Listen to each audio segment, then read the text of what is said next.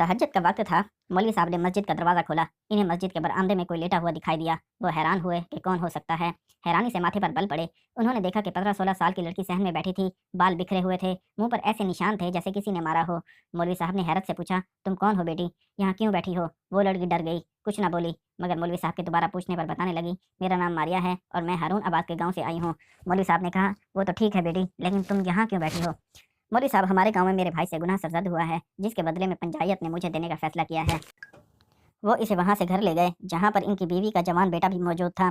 सर्दी का मौसम था, हर तरफ धुंध नजर आ रही थी। तहज्जुद के वक्त मौलवी साहब मंजिल की तरफ रवां दवां थे। बिस्मिल्लाह पढ़कर उन्होंने मस्जिद का दरवाज़ा खोला। जैसे ही वो मस्जिद में दाखिल हुए, इन्हें मस्जिद के बरामदे में चादर ओढ़े कोई शख्स लेटा हुआ दिखाई दिया।